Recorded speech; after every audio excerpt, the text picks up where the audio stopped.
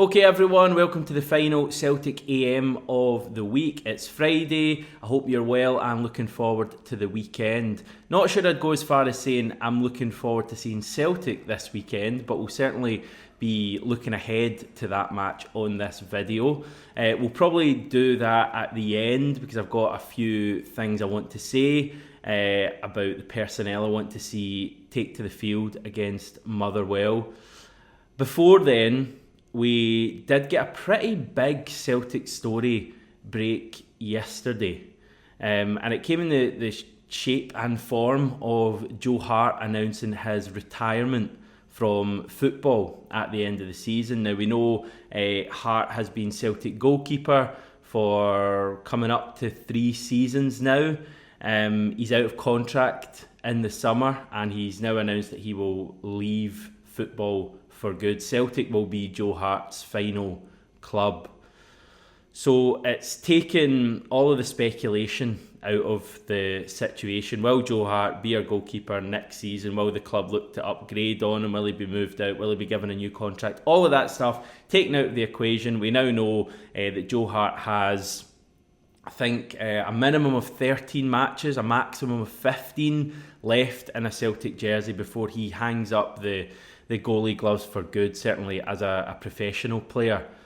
Hart did announce yesterday that he, quote, wants to smash through the finish line, which I thought was an interesting way to put it. It was announced by Celtic with the club sharing a 6-minute video of Hart speaking with his close friend and mental performance coach Jamie Edwards, who you can see there. Now, the key thing that I took away from all of this, obviously away from the obvious that Joe Hart isn't going to be around next season, is that, and it probably tells us a lot about Joe Hart, to be honest, is his keenness to reassure us all that he isn't checking out at this stage. He's checking out at the end of the season, and he'll be giving us his all between now and the end of the season. Now, I'll be honest, it's a point that Hart made a couple of times, I think. I'm full throttle at this stage and then I'll leave at the end of the season.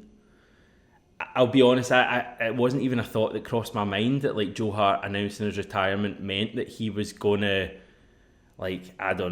start maybe not diving for shots that are up high and stuff like that. I don't think Joe Hart's temperament, I don't think has ever been in question throughout his career. He's clearly loves football, loves to play football, and I dare say he's going to miss it a hell of a lot. But I think it did tell us a lot about him as a person and a professional, that he wanted to make that point clear, and he was clearly a little bit, concerned that maybe some Celtic fans would take his announcement to think that, we're not playing for much now. And obviously that's far from the case. The big thing I took away from the announcement and the thought I had in my head was, God, this guy's had an amazing career. What a shame it would be if he went out as, a loser and didn't win anything this season. Hart's obviously had a great career, and it would be a shame if it all ended with a bit of an anticlimax. So that was the main thing I took away.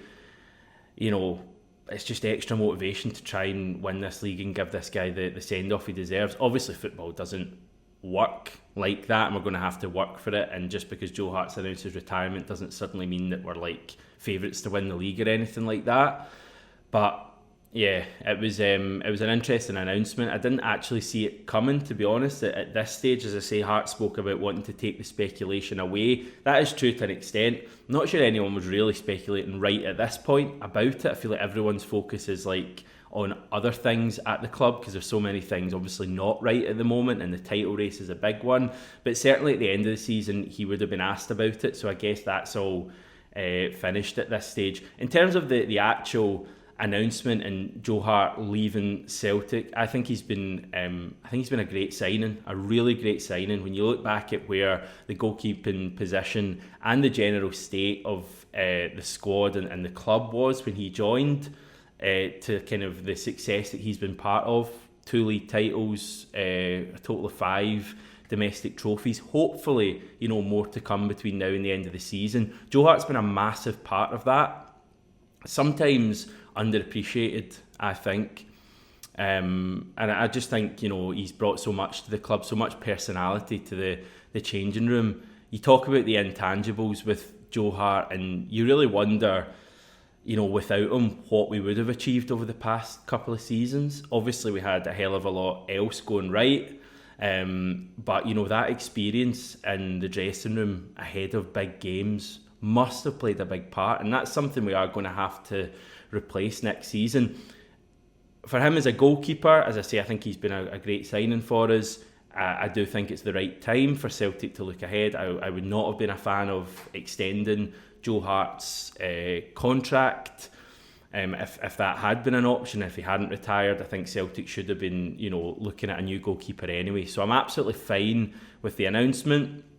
I'll be honest and say that I'm not filled with a great amount of confidence with regards to the recruitment team at the moment, and finding a kind of suitable replacement for Joe Hart, because that's like such a huge position, and we know we have recent experience of getting it wrong with a goalkeeper and it having a big impact on your season. Again, so much was wrong during that season, I'm all talking about, but the fact that Barkas came in and was a bit of a disaster, and then that we rotated between him and 2 or 3 others throughout that season just added to the uncertainty at the club. So yeah, whenever you look at a successful Celtic team, they've had a strong, competent, reliable goalkeeper in there.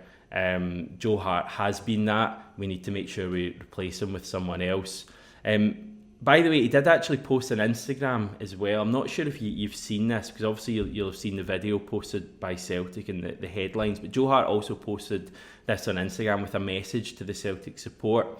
He wrote, "To everyone at Celtic, this message is for clarification and so we can all move together on the same page. I'll do my best to express what your amazing club means to me once this season concludes, and I'll share how honoured I am to have represented it for 3 years. Until then, I'll give my all to ensure a successful finish to the season with you. Thank you for your unwavering support. Big Joe." I think I might start signing off my videos with Big Hamish. How about that? By the way, just on the topic of Joe Hart's replacement, I am going to do a video next week where we'll take a look at some potential candidates. I know Kelleher from Liverpool is already been mentioned. He'll be one of the players we look at, and I'll maybe pluck some interesting ones out for you. So that'll be a video next week. Now, moving on, as I say, Joe Hart, a minimum of 13 matches left. One of them is on Sunday at Fir Park against Motherwell. I've spoken a fair bit about the need for change this weekend. I want to see something different from Celtic. I feel like a broken record with that. The amount of times after a poor result, I've said, we need to see something different this weekend. We can't keep going with X playing there or that.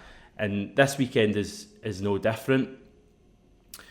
I want to see changes, in a few positions in the team. I'm very aware of this kind of idea that happens when a team is struggling, that a player who hasn't played for months suddenly becomes so much better just because you maybe haven't been reminded of their flaws, and everyone who's currently playing is struggling, so suddenly player X is the best thing ever. I'm aware of going overboard. Having said that, there are a few players I want to see brought back into the fold this weekend. The team news, and you will hear more from Brendan Rodgers on Friday at his press conference. That's today, by the way. But the story earlier in the week was that Cameron Carter-Vickers may well be available for this game.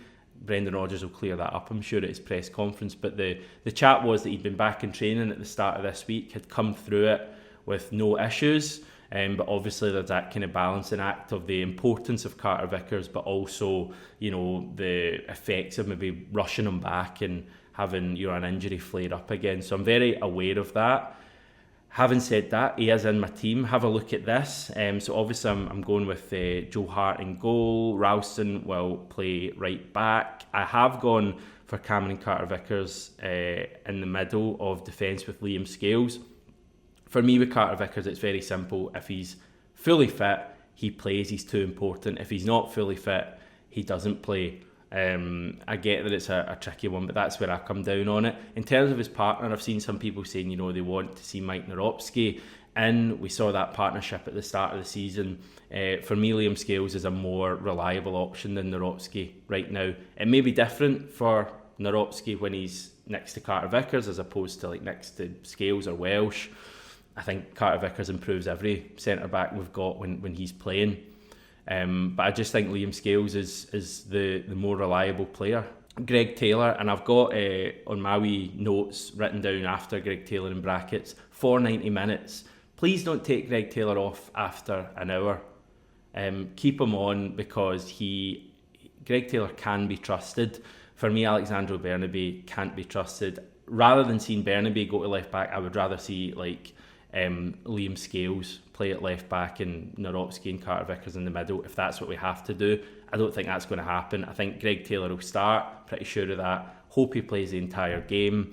Midfield, as you can see, Tomoki Iwata is in there. Again, he was kind of the one I'm talking about when suddenly he hasn't played for a while and in everyone's minds they're thinking, yeah, Iwata needs to come in, he could save the season and all of that stuff. Stevie was keen to point out to me yesterday that, that isn't the case, and Iwata's got flaws and has had difficult moments this season as well. Kilmarnock away in that second half though we lost at Rugby Park. But I do think he gives us a bit of assuredness, if that's a word, in the midfield. And it would also allow Callum McGregor to move forward. I think Callum McGregor in that Hibs game in December, I think looked probably the best he has all season that game because he was really involved in running the game. And I want to see that with obviously O'Reilly next to McGregor. Wingers are a big issue, we all know that. Maida would always be in there because while he does lack quality, quite often, especially at the moment, he always gives you, that running. And I want him in there for that reason. On the left and on the right, I'm going with Nicholas Kuhn. I want to find out what we've got with Kuhn. I think he started one game so far at Easter Road and he was, pretty poor that night, let's just say. I want to see him because we don't know if we've got anything there. So I want to give him an opportunity to impress. And I want Kyogo, and again in brackets I want him as a forward, stretching the game. I'm not going to bore you with the reasons for that. Again, I think I've done it on 2 or 3 videos already this week. I want Kyogo on the last defender like he used to do and like we know gets the best out of Kyogo. So that's my team. Other than that, who knows what we're going to get from Celtic this week. I don't think any Celtic fan can genuinely say they're confident about this weekend. How can you be confident about this Celtic team right now? I want to see us killing the game off. I don't want the game in doubt going into the last 10 minutes. It's been the case in too many games this season. We've, been going in to the last 10 minutes, a goal ahead, and we've conceded a lot of times. I mean, Motherwell alone have scored 2 late equalisers against us this season. I want us to be a couple of goals up, minimum going into the last 10 minutes. That may be too much to ask for, who knows, with this team at the moment. But that's what I want to see.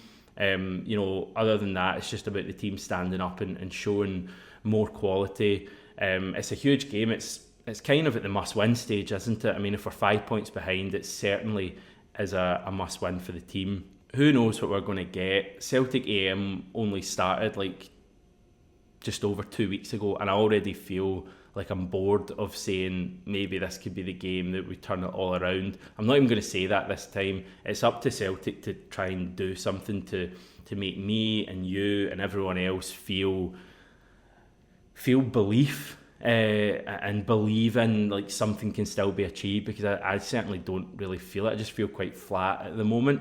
But obviously Sunday is an opportunity. Every game is an opportunity for the team to show us something new and to kind of kick themselves into gear. So who knows, it may well be the day to do it in Lanarkshire.